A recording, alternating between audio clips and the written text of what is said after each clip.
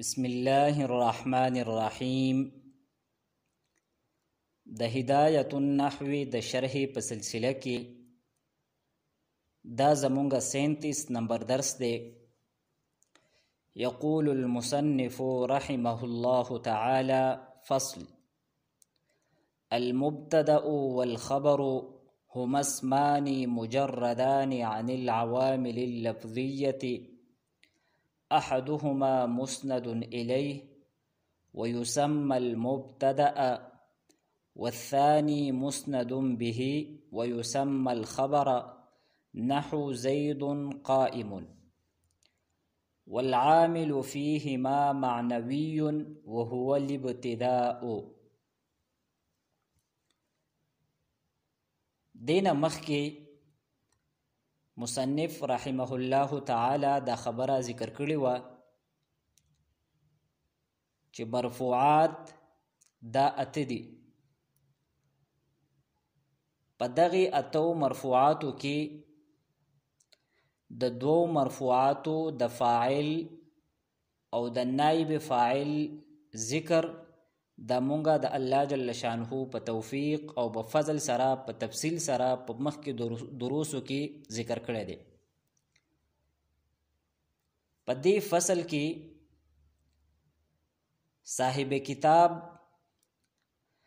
3 او 4 نمبر مرفوعات دا بیانوي او هغه د مبتدا او د مبتدا خبر. مبتدا دا به هم مرفوع وي او د مبتدا خبر دا به هم مرفوع وي. دلته سوال دا پیدا کیږي چې د مبتدا او د مبتدا د خبر نه علاوه نور کم مرفوعات دي. نو هر یو مرفوع صاحب کتاب په ځان لزان له فصل کې بیان کړی دی. د هر یو مرفوع د پاره ځان له فصل دای قائم کړی دی. نو څه وجه کېدی شي چې مصنف مبتدا او مبتدا کم خبر دی دا دواړه مرفوعات په یو فصل کې ذکر کړی دي. نو شارحینو تدې دو وجه ذکر کړی دي. یو وجه دا ده چې په مبتدا او خبر کې تلازم دی. دا دواړه یو بل ته لازم دي. که مبتدا وي نو د مبتدا سره به د مبتدا خبر وي، او چې د مبتدا خبر وي نو د هغې سره به مبتدا وي. داسې نشي کېدلی چې مبتدا وي او د هغې سره خبر نه وي، یا خبر وي او د هغې سره مبتدا نه وي.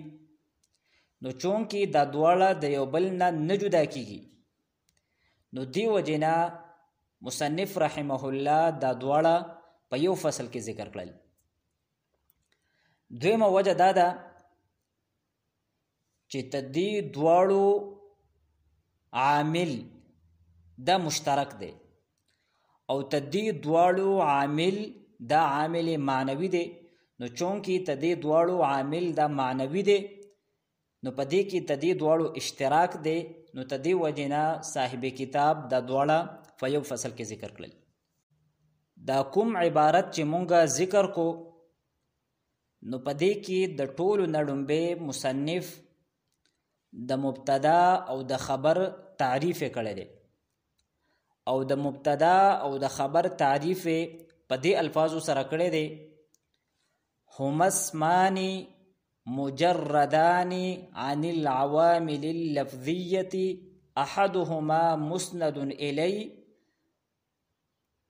ويسمى المبتدأ، والثاني مسند به ويسمى الخبر. دا د مبتدا او د خبر دواړو مشترکه تعریف دی. د دې مطلب دا دی چې مبتدا او خبر دا دواړه داسې اسمونه دي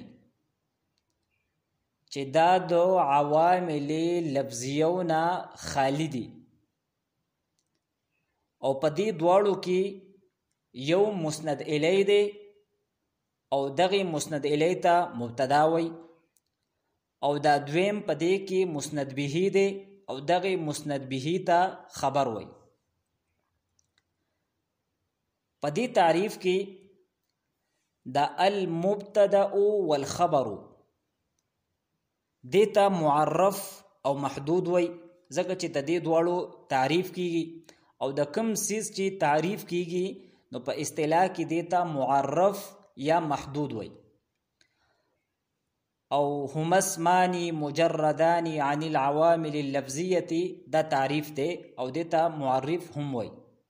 په دې تعریف کې د اسمان دا لفظ دا جنس دی، دا معرف یعنی مبتدا او خبر ته هم شامل له او تدین علاوه چې نور کم اسمونه دي هغه ته هم شامل له.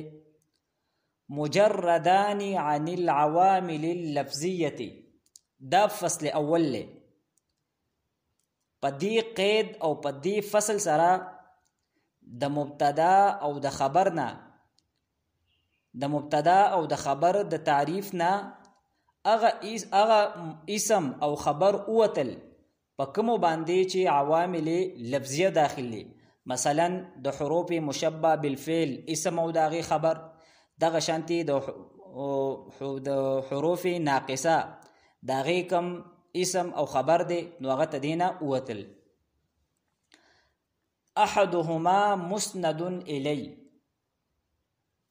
دا دو مبتدا د پارا فصل ثانی دی.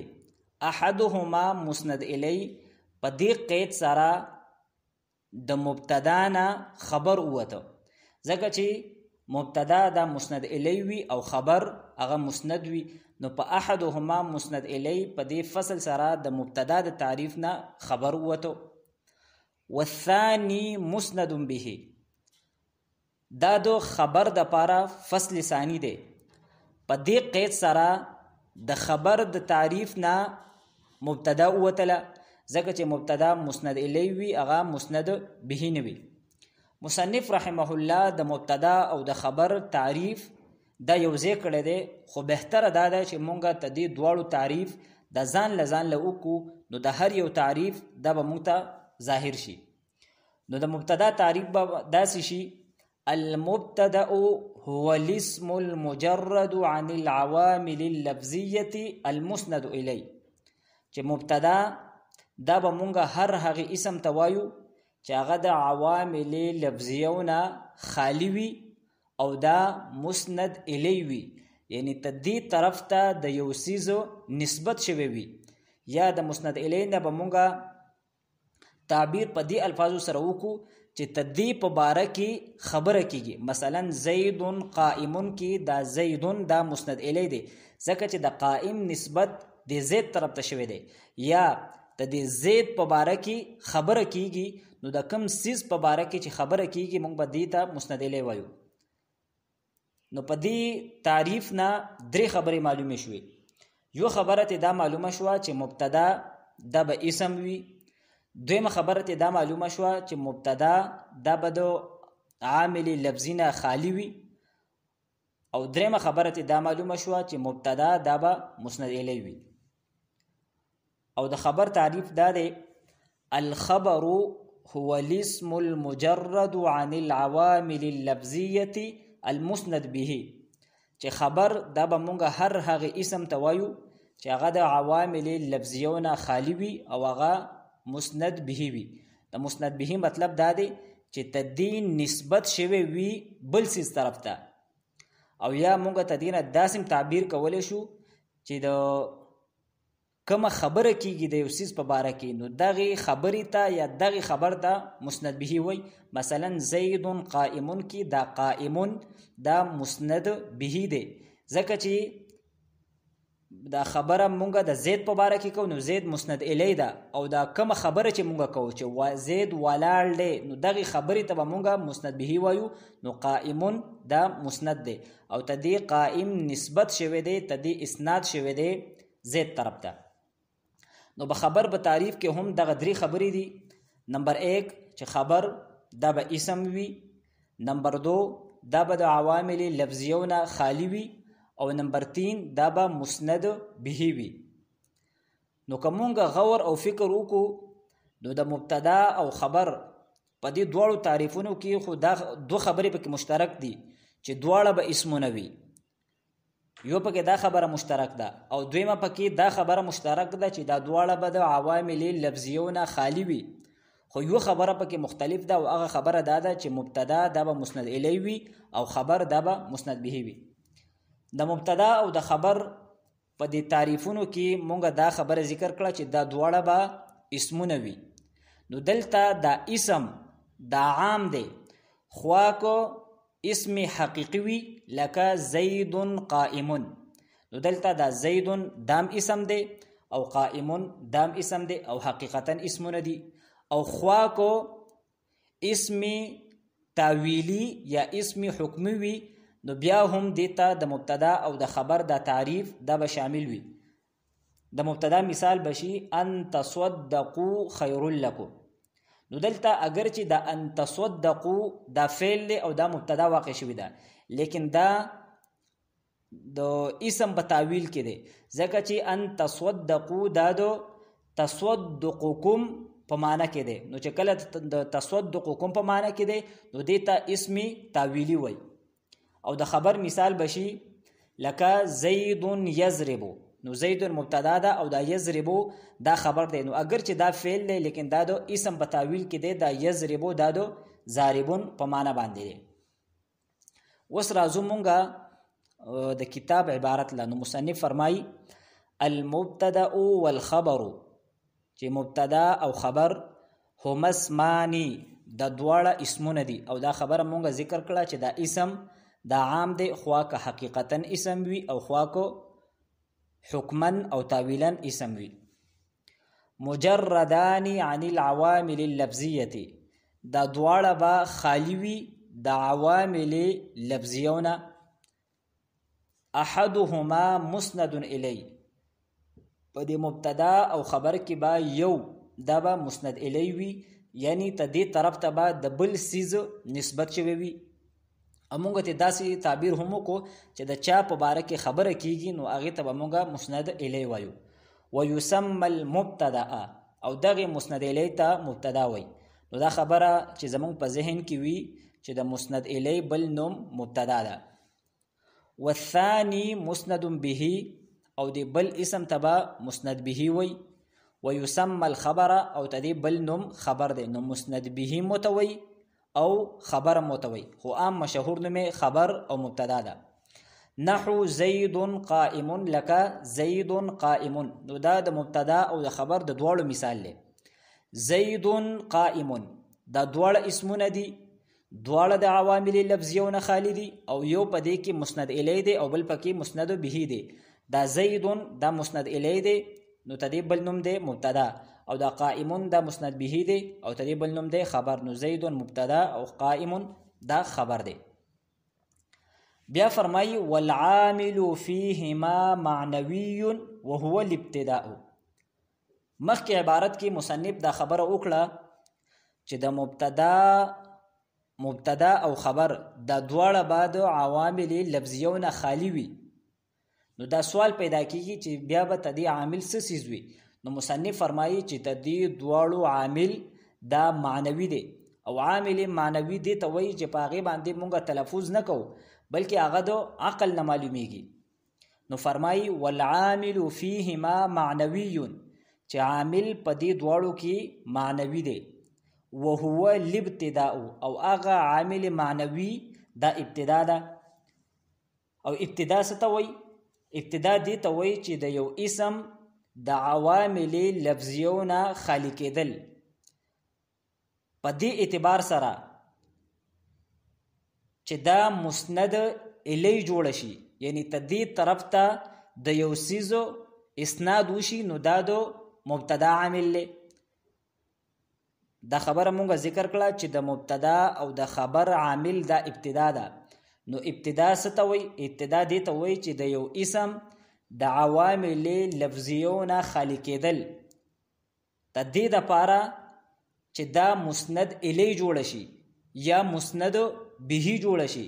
نو چې دا مسند الی جوړ شي نو دا د مبتدا عامل معنوي دی، او چې دا مسند به جوړ شي یعنی ته دې اسناد بل طرف ته وشي نو دا د خبر د پاره عامل معنوي دی. والعامل فيهما معنوي او عامل په مبتدا او خبر دواړو کې معنوي دی. وهو الابتداء او دغه عامل معنوي دا ابتدا ده.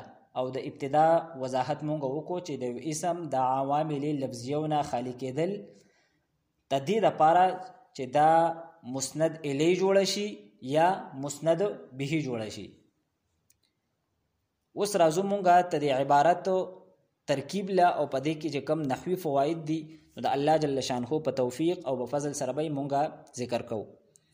المبتدا والخبر. المبتدا دا مرفوع په ضمه سره او دا الخبر دا هم مرفوع په ضمه سره. نو دا المبتدا معطوف علی دا او الخبر دا معطوف دی. نو معطوف علی معطوف ملکر دا مبتدا ده او هما دا بیا مبتدای ثانی ده. هما دا د مرفوع محلن دا مبتدای ثانی ده. او اسمانی مجردانی. اسمانی دا مرفوع دی په الف سره او مجردانی هم مرفوع دی په الف سره. دا دواړه په خپل منځ کې موصوف صفت دی. اسمانی موصوف دی او مجردانی دا ولا صفت دی. دواړه اسمونه دي، دواړه نکیری دي، دواړه تثنیه دي او دواړه مذکر دي. نو لہذا دا په خپل منځ کې موصوف او صفت دي. نو اسمانی موصوف او مجردانی دا ول صفت دی. او عن العوامل اللفظیه جار مجرور دا متعلق دی په مجردانی پوری.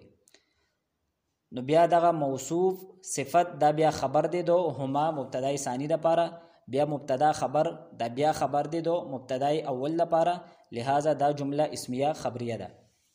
احدهما مسند الی. احدهما دا مبتدا دا مضاف الی او مسند الی دا ولا خبر دی. لہذا دا هم جمله اسمیه ده.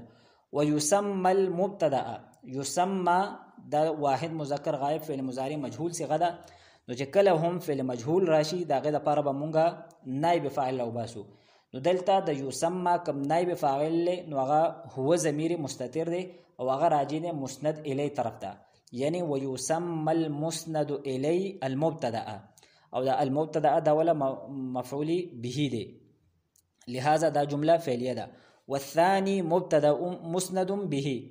الثاني دا مرفوع تقدیرا دا مبتدا ده او دا مسند به دا ولا خبر دی. لہذا دا جمله اسمیه ده. ويسمى الخبر یعنی ويسمى المسند الخبر. نو يسمى دا فعل مجهول له هو ضمیر پدې کې نائب فاعل له او دا الخبر دا ولا مفعول به دی. نحو زید قائم. زید مرفوع بضمه لفظا دا مبتدا ده او قائم مرفوع بضمه لفظا دا ولا خبر دی. والعامل فيهما معنوي. العامل مرفوع بضمه لفظا دا موصوف دی او فيهما دا ولا جار مجرور دا متعلق دی په کائنون یا ثابتون پورې. نو دا ولا صفت دی. نو موصوف صفت دا مبتدا ده او معنوي مرفوع بضمه لفظا دا ولا خبر دی. نو مبتدا خبر دا جمله اسمیه خبریه ده. وهو الابتداء هو ضمیر مرفوع منفصل مرفوع محلا دا مبتدا ده او الابتداء مرفوع بضمه لفظا دا ولا خبر دی. نو مبتدا خبر دا جمله اسمیه خبریه ده. یو ځل مونږ بیا ته د عبارت ترجمه ذکر کوو. مصنف فرمایي المبتدا والخبر هما اسمان مجردان عن العوامل اللفظیه. چې مبتدا او خبر د دواړه داسې اسمونه وي چې دا د عوامل لفظیو نه خالی وي. یو په دې دواړو کې مسند الی وي او دغه ته مبتدا وي. والثاني مسند به او دویم مسند به وي او دیتا خبر وي. لکه زید قائم. او زید دا مسند الی ده او بل نوم مبتدا ده او قائم دا مسند به ده او بل نوم ته دی خبر دی. والعامل فيهما معنوي او عامل په دې دواړو کې یعنی په مسند الی او په مسند به کې یا په مبتدا او خبر کې دا معنوي دی او دغه ابتدا ده. واخر دعوانا ان الحمد لله رب العالمين.